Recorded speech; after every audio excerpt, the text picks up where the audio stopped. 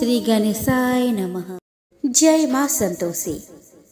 दोस्तों, आप सभी भक्तों का स्वागत है हमारे चैनल पर, जहां हम आपके लिए लाए हैं शुक्रवार व्रत की पावन कथा। यह व्रत कथा भगवान शुक्रदेव, माँ संतोषी माता, माँ लक्ष्मी माता एवं माँ अन्नपूर्णा की कृपा पाने का एक अद्भुत साधन है, जो हर शुक्रवार को श्रद्धा और भक्ति के साथ किया जाता है। इस व्रत से जुड़ी कथा न सिर्फ हमारी आस्था को मजबूत करती है, बल्कि जीवन में सुख, शांति और समृद्धि का मार्ग भी प्रशस्त करती है। कहते हैं कि जो भक्त सच्चे मन से यह व्रत करते हैं, उन पर शुक्रदेव, माँ संतोषी माता, माँ लक्ष्मी माता एवं अन्नपूर्णा देवी उनकी हर मनोकामनाएं पूर्ण करती है। तो आइए दोस्तों, आज इस पुण्य अवसर पर हम सुनते हैं शुक्रवार व्रत की महिमा और कथा। दोस्तों, मानिकपुर नगर में 3 मित्र रहते थे। उनमें से एक कायस्थ, एक ब्राह्मण और एक वैश्य था। वे तीनों हमेशा साथ रहते थे। तीनों का विवाह हो चुका था। ब्राह्मण और कायस्थ के लड़कों का गौना हो चुका था, लेकिन वैश्य पुत्र का नहीं हुआ था। उसके दोस्त उसे अक्सर कहा करते थे कि तुम अपनी पत्नी को उसके मायके से क्यों नहीं ले आते। तब वैश्य पुत्र धनराज ने अपनी पत्नी कुसुम को लाने का निश्चय कर लिया। अगले ही दिन धनराज ने माता पिता से अपनी पत्नी कुसुम को ले जाने की बात कही। उसके बात सुनकर वे हैरान होते हुए बोले कि बेटे, अभी शुक्र अस्त हो रहा है, इसीलिए अभी बहू को लाना उचित नहीं है। कुछ दिन रुक जाओ। लेकिन धनराज नहीं माना। वह कुसुम को लाने ससुराल पहुंच गया। ससुराल में धनराज की खूब आवभगत की गई। धनराज ने कुसुम को विदा करने के लिए कहा तो उसके सास ससुर ने बोले कि बेटे, अभी शुक्र अस्त हो रहा है, ऐसे में लड़की को विदा नहीं करते। कुछ दिन ठहर जाओ, फिर हम कुसुम को खुशी खुशी विदा कर देंगे। लेकिन धनराज यहाँ भी जीत पर अड़ गया और कुसुम को लेकर ही वहाँ से विदा हुआ। धनराज कुसुम को जब अपने घर ले जा रहा था तो अचानक बैल तेजी से भागने लगा। रास्ते में पड़े पत्थर से टकराने से गाड़ी का पहिया टूट गया। फलस्वरूप कुसुम को काफी चोट आई। दोनों को आगे की यात्रा पैदल ही करनी पड़ी। सुनसान रास्ते से गुजरते हुए डाकुओं ने उन्हें लूट लिया। उसका सारा धन, आभूषण, वस्त्र छीन लिए। किसी तरह वे घर पहुँचे। दूसरे ही दिन घर में धनराज के बिस्तर पर सांप चढ़ गया और उसे डस लिया। सेठ जी ने बड़े बड़े चिकित्सक बुलवाए, मगर कोई भी चिकित्सक जहर उतारने में सफल नहीं हुआ। दूर दूर से सपेरे बुलाए गए, लेकिन कोई भी धनराज को नहीं बचा सका। धनराज की मृत्यु हो गई। उसी समय पंडितों ने सेठ जी को एक बात बताई कि आपके बेटे ने शुक्र अस्त होने पर बहू को विदा करा लाने की भूल की है। यदि आप शुक्रवार की पूजा अर्चना करें और बहू शुक्रवार का व्रत करे तथा कथा सुनकर प्रसाद ग्रहण करे, तो शुक्र देवता की अनुकंपा से धनराज पुनः जीवित हो सकता है। सेठ जी ने पंडितों की बात मानकर अपने मृत बेटे और बहू को वापस उसके ससुराल भेज दिया। कुसुम ने अपने घर पहुंचकर शुक्रवार का व्रत और पूजा पाठ की। उसने अपने पति की गलती के लिए शुक्र देवता से क्षमा मांगी। फलस्वरूप धनराज जीवित हो उठा। धनराज के जीवित हो जाने से घर में खुशियां भर गई। उधर धनराज के माता पिता ने बेटे के जीवित होने का समाचार सुना तो शुक्रवार का व्रत किया और गरीबों को अन्न, वस्त्र और धन का दान दिया। शुक्र के उदय होने पर धनराज अपनी पत्नी कुसुम के साथ घर लौट आया। दोनों पति पत्नी शुक्रवार का विधिवत व्रत करते हुए शुक्र की पूजा करने लगे। उनके घर में धन धान्य की वर्षा होने लगी। उनके सभी कष्ट दूर होते चले गए। परिवार में सभी आनंद पूर्वक रहने लगे। आइए दोस्तों, अब हम श्रवण करें संतोषी माता की कथा। तो दोस्तों, एक गांव में एक बुढ़िया रहती थी, जिसके 7 बेटे थे। 6 बेटे कमाने वाले थे और एक बेटा निकम्मा था। बुढ़िया माँ 6 पुत्रों का जूठा 7वें पुत्र को देती थी। 7वां पुत्र एक दिन अपने पत्नी से बोला कि देखो, मेरी माता का मुझ पर कितना प्रेम है। वह बोली कि क्यों नहीं, सबका जूठा बचा हुआ तुमको खिलाती है। वह बोला कि जब तक मैं अपनी आंखों से नहीं देखूंगा, तब तक मैं इस बात को नहीं मानूंगा। पत्नी ने हंसकर कहा कि ठीक है, देखने के बाद तो मानोगे। कुछ दिन बाद एक बड़ा त्योहार आया। घर में 7 प्रकार के भोजन और चूरमा के लड्डू बने। वह पत्नी की बात को जांचने के लिए सिर दर्द का बहाना बनाकर पतला कपड़ा सिर पर ओढ़कर रसोई में जाकर सो गया और कपड़े में से सब दिखता रहा। छहो भाई भोजन करने आए। उसने देखा कि माँ ने उनके लिए सुंदर सुंदर आसन बिछाए, 7 प्रकार की रसोई परोसी और आग्रह करके उन्हें भोजन कराते रही। वह देखता रहा। छहो भाई भोजन करके उठ गए। तब माँ ने उनकी 5 थालियों में से लड्डुओं के टुकड़ों को उठाया और एक लड्डू बनाया। जूठन साफ कर माँ ने उसे पुकारा, उठ बेटा उठ, तेरे भाइयों ने भोजन कर लिया, तू भी उठकर भोजन कर ले। उसने कहा कि माँ मुझे भोजन नहीं करना, मैं परदेश जा रहा हूँ। माता ने कहा कि कल जाना हो तो आज ही जा। वह बोला कि हाँ हाँ जा रहा हूँ। यह कहकर वह घर से निकल गया। चलते समय उसे पत्नी की याद आई। वह गौशाला में कंडे थाप रही थी। वहां जाकर वह बोला कि मेरे पास तो कुछ भी नहीं है, यह अंगूठी है, सो ले लो और अपनी कोई निशानी मुझे दे दो। वह बोली कि मेरे पास क्या है, यह गोबर भरा हाथ है। यह कहकर पत्नी ने उसके पीठ पर गोबर के हाथ की थाप मार दी। वह चल दिया। चलते चलते दूर देश में पहुंचा। वहाँ एक साहूकार की दुकान थी। वहाँ जाकर बोला कि सेठ जी मुझे नौकरी पर रख लो। साहूकार को नौकर की सख्त जरूरत थी। साहूकार ने कहा कि काम देखकर तनख्वाह मिलेगी। उसने कहा कि सेठ जी जैसा आप ठीक समझे। उसे साहूकार के यहाँ नौकरी मिल गई। वह वहाँ पे दिन रात काम करने लगा। कुछ दिन में दुकान का लेन देन, हिसाब किताब, ग्राहकों को माल बेचना, सारा काम करने लगा। साहूकार के 7-8 नौकर थे। वे सब चक्कर खाने लगे, लेकिन उसने अपने लगन, परिश्रम और ईमानदारी से सभी को पीछे छोड़ दिया। उसे अपने किए का फल मिला। सेठ ने भी उसका काम देखा और 3 महीने में ही उसे मुनाफे में साझेदारी बना लिया। परिश्रम करते करते 12 बरस में ही वह नगर का नामी सेठ बन गया और सेठ अपना सारा कारोबार उस पर छोड़कर बाहर चला गया। इधर उसकी पत्नी पर क्या बीती वह सुने। सास ससुर उसे दुख देने लगे। गृहस्थी का सारा काम करवाकर उसे लकड़ी लेने जंगल भेजते। इस बीच घर की रोटियों के आटे से जो भूसी निकलती उसकी रोटी बनाकर रख दी जाती और फूटे नारियल के नरीले में पानी दिया जाता। इस तरह दिन बीतते रहे। एक दिन वह जब जंगल में लकड़ी लेने जा रही थी तो उसे रास्ते में बहुत सी स्त्रियां संतोषी माता का व्रत करती दिखाई दी। वह यहाँ खड़ी होकर पूछने लगी कि बहनों, यह तुम किस देवता का व्रत करती हो और इसके करने से क्या फल होता है? इस व्रत के करने की क्या विधि है? यदि तुम अपने इस व्रत का विधान मुझे समझा कर कहोगी तो मैं तुम्हारा बड़ा एहसान मानूंगी। उनमें से एक स्त्री बोली कि सुनो, यह संतोषी माता का व्रत है। इसके करने से निर्धनता, दरिद्रता का नाश होता है, लक्ष्मी आती है, मन की चिंताएं दूर होती है, मन को प्रसन्नता और शांति मिलती है, निपुति को पुत्र मिलता है, प्रीतम बाहर गया हो तो वह शीघ्र लौट आता है, कुंवारी कन्या को मनपसंद वर मिलता है, चलता मुकदमा खत्म हो जाता है, कलह कलेश की निवृत्ति हो, सुख शांति होती है, घर में धन जमा हो, धन जायदाद का लाभ होता है तथा और भी मन में जो कुछ कामना हो सब संतोषी माता की कृपा से पूरी हो जाती है। इसमें संदेह नहीं। वह पूछने लगी कि यह व्रत कैसे किया जाता है, यह भी बताओ तो बड़ी कृपा होगी। वह स्त्री कहने लगी कि बिना परेशानी, श्रद्धा और प्रेम से जितना भी बन सके प्रसाद लेना, 5.25 पैसे से 5.25 आने तथा इससे भी ज्यादा शक्ति और भक्ति के अनुसार गुड़ और चना ले। हर शुक्रवार को निराहार रहकर कथा कहना और सुनना, लगातार नियम का पालन करना। कथा सुनने वाला कोई ना मिले तो घी का दीपक जलाकर उसके आगे जल के पात्र को रखकर कथा कहना, परंतु नियम ना टूटे। जब तक कार्य सिद्ध ना हो नियम पालन करना और कार्य सिद्ध हो जाने पर व्रत का उद्यापन करना। 3 मास में माता पूरा फल प्रदान करती है।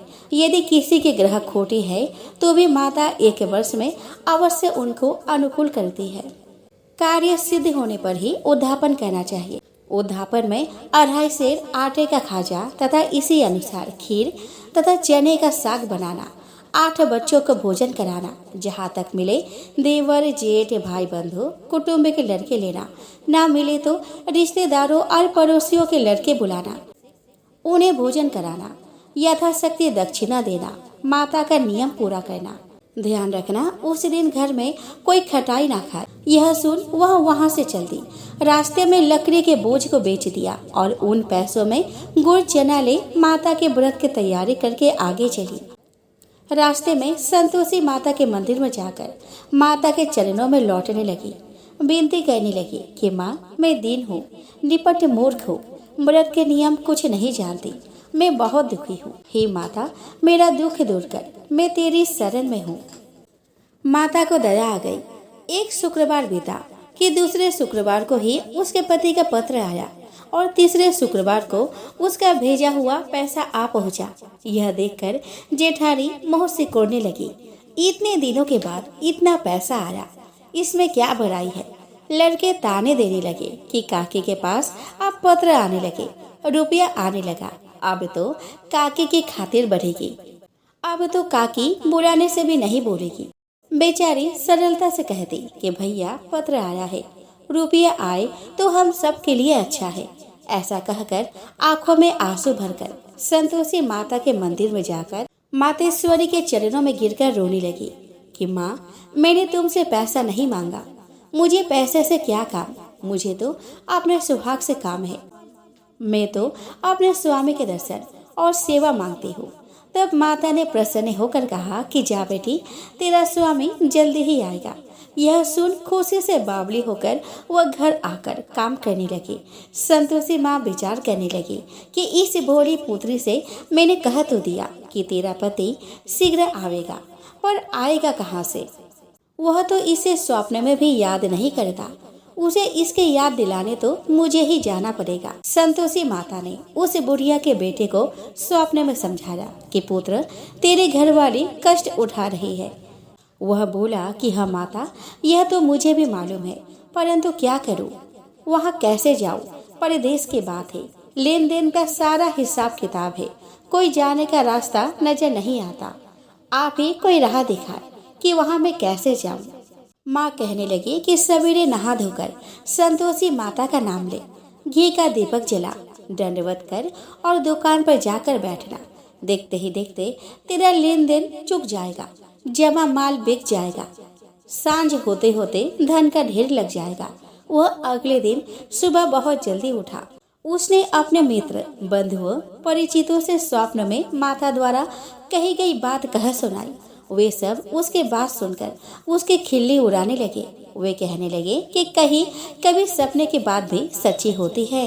एक बूढ़ा व्यक्ति बहुत समझदार था। वह बोला कि देखो भाई, मेरी बात मानो, इस तरह सांझ या झूठ कहने के बदले देवता ने जैसा कहा है वैसा ही करना, तेरा क्या जाता है। बूढ़े की बात मानकर नहा धोकर उसने संतोषी माता को प्रणाम किया, फिर घी का दीपक जलाकर दुकान पर जा बैठा। शाम तक धन का ढेर लग गया। वह हैरान हुआ, मन में संतोषी माता का नाम लेकर प्रसन्न होकर घर जाने के वास्ते गहना कपड़ा व सामान खरीदने लगा। सभी काम से निपट अपने घर को रवाना हुआ। उधर उसकी पत्नी जंगल में लकड़ी लेने गई। लौटते वक्त थक जाने के कारण संतोषी माता के मंदिर पर विश्राम करने बैठ गई। यह तो उसका रोज रुकने का स्थान था। धूल उड़ती देख उसने माता से पूछा कि हे माता, यह धूल कैसी उड़ रही है। माँ ने कहा कि हे पुत्री, तेरा पति आ रहा है, अब तू ऐसा कर, लकड़ियों के 3 बोझा बना, एक नदी के किनारे रख, दूसरा मेरे मंदिर पर और तीसरा अपने सिर पर रख।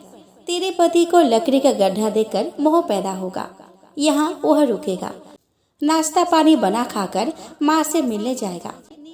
तू लकड़ी का बोझ उठाकर जाना और बीच चौक में लकड़ी का बोझा उतारकर 3 आवाजें जोर से लगाना कि लो सासू जी, लकड़ियों का गड्ढा लो, भूसी की रोटी दो, नारियल के खोपरे में पानी दो, आज कौन मेहमान आ रहा है। संतोषी माँ की बात सुनकर वह बहुत अच्छा माँ ऐसा कहकर प्रसन्न मन से लकड़ियों के 3 बोझ बना लाई। एक नदी के तट पर, दूसरा माता के मंदिर पर रखा।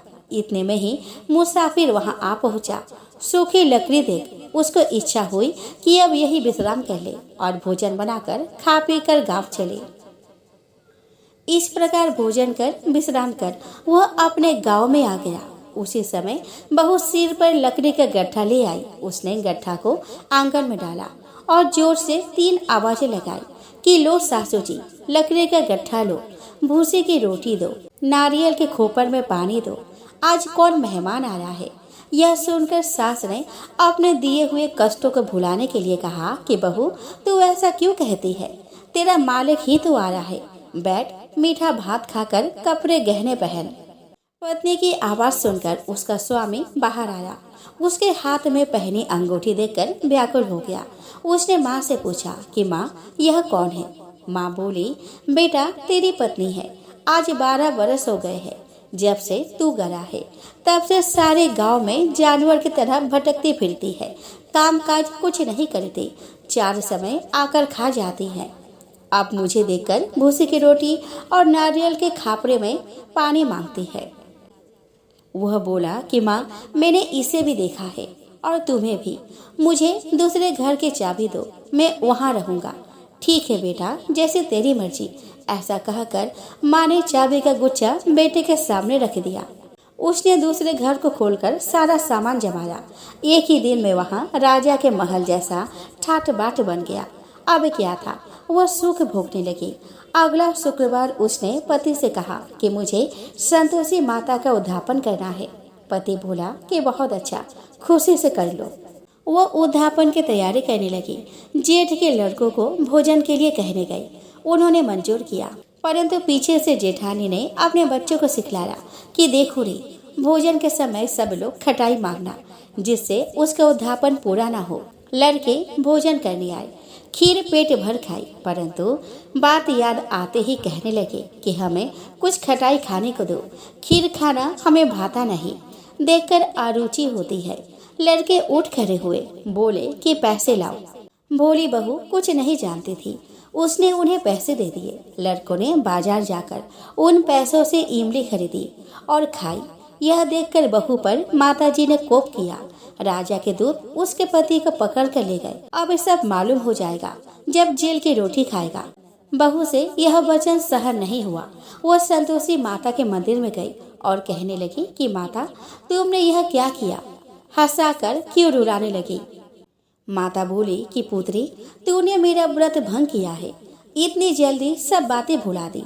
वह बोली कि माता, भूली तो नहीं हूँ, ना कुछ अपराध किया है, मुझे तो लड़कों ने भूल डाल दिया, मुझे क्षमा करो माँ। माँ बोली कि ऐसी भूल भी कहीं होती है।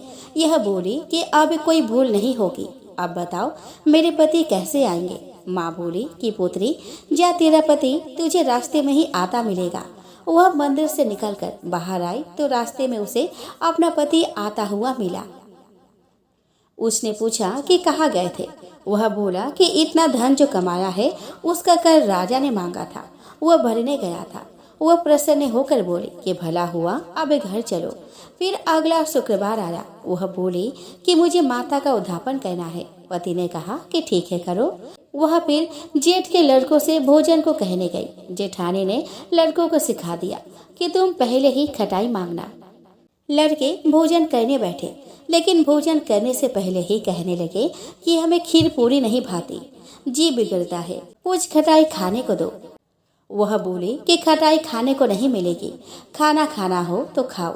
उनके उठकर चले जाने पर उसने ब्राह्मणों के लड़के बुलाकर भोजन करवाया। दक्षिणा की जगह उन्हें एक एक फल दिए। इससे संतोषी माता प्रसन्न हो गई। माता की कृपा से 9 माह बाद उसको चंद्रमा के समान एक सुंदर पुत्र पैदा हुआ। पुत्र को लेकर वह प्रतिदिन संतोषी माता के मंदिर में जाने लगी। माँ ने सोचा कि वह रोज आती है, आज क्यों न मैं ही इसके घर चलूं, इसका असरा देखो तो सही। यह विचार कर माता ने भयानक रूप बनाया। गुड़ और चने से सना मुख, ऊपर से मूड के समान ओठ, उस पर मक्खियां भिनभिना रही थी। दलहीज पर पैर रखते ही उसकी सास चिल्लाई कि देखो रे, कौन चुड़ैल डाकिनी चली आ रही है, इसे भगाओ, नहीं तो सबको खा जाएगी। बहू रोशनदान से देख रही थी। वही प्रसन्न हो उठी। आज मेरी माता मेरे घर आई है, यह कहकर दूध पीते बच्चों को गोद उतार दिया। इस पर उसके सास क्रोध में भरकर बोली कि अरे रांड, इसे देखकर कैसी उतावली हुई है जो बच्चे को पटक दिया। इतने में माँ के प्रकोप से जहाँ देखो वहाँ लड़के ही लड़के नजर आने लगे। वह बोली कि माँ जी, मैं जिनका व्रत करती हूँ यह वही संतोषी माता है। इतना कहकर उसने झट से घर के सारे किवाड़ खोल दिए। सबने माता के चरण पकड़ लिए और विनती कर कहने लगे कि हे माता, हम मूर्ख है, अज्ञानी है, तुम्हारे व्रत की विधि हम नहीं जानते। तुम्हारे व्रत भंग कर हमने बड़ा अपराध किया है। हे माता, आप हमारे अपराधों को क्षमा करो। इस प्रकार बार बार कहने पर संतोषी माता प्रसन्न हुई। इसके बाद उसकी सास कहने लगी कि हे संतोषी माता, आपने बहू को जैसा फल दिया वैसा सबको देना। जो यह कथा सुने या पढ़े उसका मनोरथ पूर्ण हो। तो प्रेम से बोलिए संतोषी माता की जय हो। अब हम श्रवण करें लक्ष्मी माता की कथा। तो दोस्तों, काफी समय पुरानी बात है। एक गांव था जिसमें एक गरीब ब्राह्मण रहता था। वह भगवान विष्णु का भक्त था। वह नियमित रूप से श्री विष्णु जी की पूजा करता था। एक बार श्री हरि ने उसे ब्राह्मण की पूजा से प्रसन्न होकर उसे वर मांगने को कहा। तब ब्राह्मण ने इच्छा जाहिर की कि लक्ष्मी जी का निवास उसके घर में हो जाए। यह सुनकर विष्णु जी ने लक्ष्मी जी की प्राप्ति का मार्ग ब्राह्मण को बता दिया। विष्णु जी ने कहा कि मंदिर के सामने एक स्त्री आती है जो यहाँ आकर उपले थोपती है। उसे अपने घर आने का निमंत्रण दो। वह धन की देवी है। जब लक्ष्मी जी तुम्हारे घर आएंगी तो तुम्हारा घर धन धान्य से भर जाएगा। इतना कहकर विष्णु जी ध्यान मग्न हो गए। अगले दिन सुबह 4 बजे से ही मंदिर के सामने ब्राह्मण आकर बैठ गया। कुछ ही देर में लक्ष्मी जी उपले थापने वहां पे आ गई। ब्राह्मण ने उनसे उसके घर आने का निवेदन किया। यह सुनकर लक्ष्मी जी समझ गई कि यह सब विष्णु जी ने उसे करने के लिए कहा है। तब उन्होंने ब्राह्मण से कहा कि तुम महालक्ष्मी व्रत करो। यह व्रत 16 दिनों तक व्रत करने और 16वें दिन रात को चंद्रमा को अर्घ्य देने के बाद ही तुम्हारा मनोरथ पूरा होगा। इसके बाद लक्ष्मी जी का पूजा कर ब्राह्मण ने देवी को उत्तर दिशा की ओर मुँह करके पुकारा। उसकी तपस्या से प्रसन्न होकर माँ ने अपना वचन पूरा किया। तब से ही यह व्रत पूरी श्रद्धा से किया जाता है। ऐसा करने से व्यक्ति को माँ का आशीर्वाद प्राप्त होता है। आइए दोस्तों, अब हम श्रवण करें माँ अन्नपूर्णा की एक छोटी सी कथा। तो दोस्तों, एक पौराणिक कथा के अनुसार एक बार जब पृथ्वी लोक पर अन्न और जल समाप्त होने लगा तो जनमानस में हाहाकार मच गया। ऋषियों और मुनियों ने भगवान ब्रह्मा तथा भगवान विष्णु को इस संकट से अवगत कराया। तत्पश्चात ब्रह्मा जी और विष्णु जी समस्त ऋषियों और मुनियों के साथ कैलाश पर पहुँचे। ब्रह्मा जी ने भगवान शिव से कहा कि प्रभु, पृथ्वी पर अन्न और जल की कमी हो गई है, आप ही कुछ कीजिए और इस संकट से सबकी रक्षा कीजिए। भगवान शिव ने देवताओं को आश्वासन दिया कि सब कुछ यथावत हो जाएगा, बस वे शांति बनाए रखें। तत्पश्चात भगवान शिव ने पृथ्वी का भ्रमण किया। उसके उपरांत माता पार्वती ने अन्नपूर्णा रूप ग्रहण किया। भगवान शिव ने भिक्षु का रूप ग्रहण करके माता अन्नपूर्णा से भिक्षा ले पृथ्वी वासियों में अन्न जल वितरित किया। इस प्रकार सभी प्राणियों को अन्न और जल की प्राप्ति हुई। सभी हर्ष के साथ माता अन्नपूर्णा की जय जयकार करने लगे। चुप। तो प्रेम से बोले माँ अन्नपूर्णा की जय। दोस्तों, अगर आपको यह कथा श्रवण भावपूर्ण लगी हो तो इसे लाइक करें, शेयर करें और चैनल को सब्सक्राइब करना ना भूलें। हरियाली फैलाए, भक्ति जगाए।